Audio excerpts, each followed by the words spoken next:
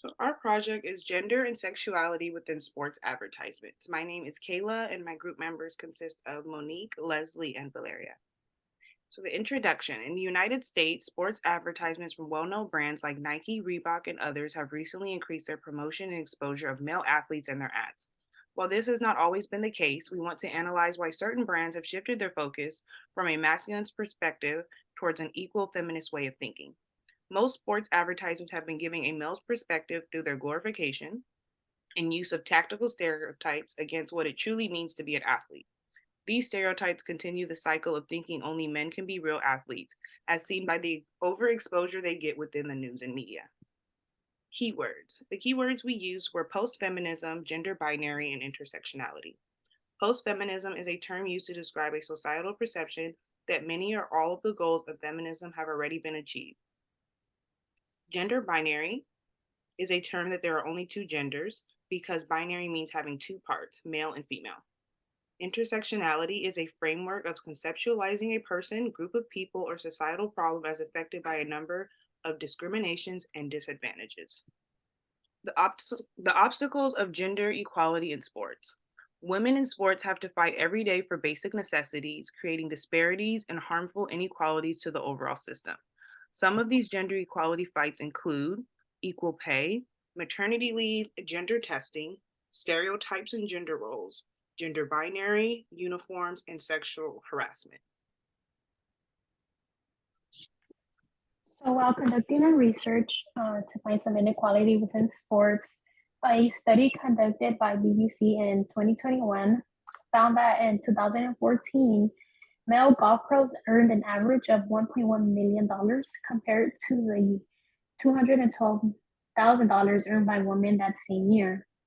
When they conducted this study, they found that there was a gap of 888,000, and we would think that as like time has gone by and we're trying to be more and more progressive, this gap would decrease. But by 2021, this gap actually increased to 1.25 million.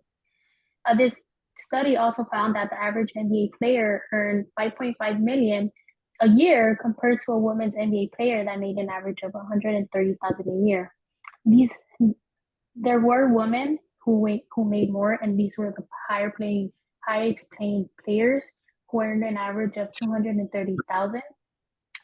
This study also found that women actually have to travel out of country to play their sport in order to get paid more. And to your right, you can see like the different ways women are portrayed in.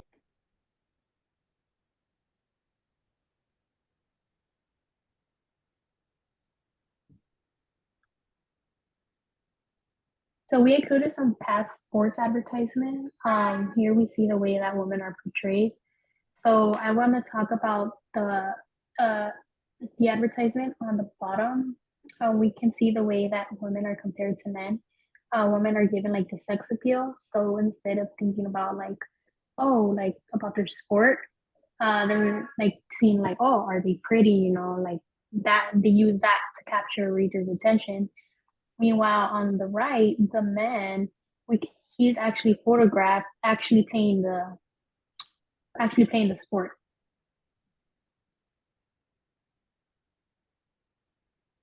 Some present sports advertisement that we have seen that are slowly progressive. We've seen the one on the right, which is by Nike, ladies first, men second, which is actually part of a challenge they made. But we can see how they actually portrayed like the girl actually like running, like doing the sport instead of giving her like a sex appeal kind of vibe. And then another one that I actually really liked was this one down on your bottom left, which is Serena Williams. It says greatest athlete ever. So as we could see, the female part of it is crossed off because uh, the sports industry kind of likes to use that as a way to like demonetize them and put them in their own category instead of just putting both men and women into one.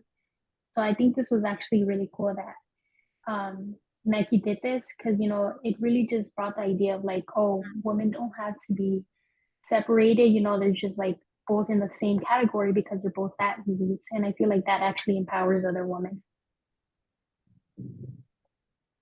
Okay, moving on to sports advertisement with a male perspective. For the longest time, men have appeared on sports advertisements, some of which I have included on the slide right here. And there has always been a common belief that men are naturally stronger than women. And this just creates a harmful stereotype of gender and sexuality in general. And from an article that I read, they said that it remains common for sports to encourage masculine ideals such as competition, toughness, domination, and physical strength, leading sports in general to often be viewed as inappropriate for women to participate in.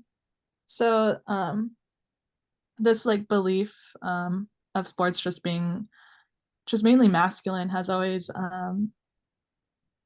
not included women in this scene, and that's something that was meaning to change.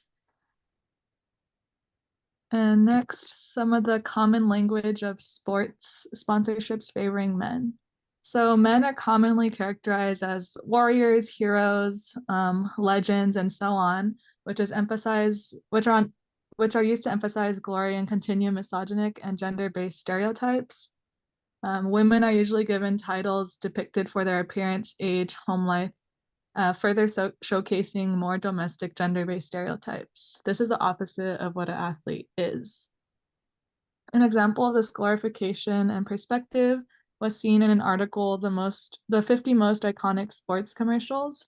And this article included an abundant list of male athletes as partners of product endorsements for clothing, alcohol, shoes. And male athletes are easily given sponsorship through these brand deals, and they are the focus and essentially the stars.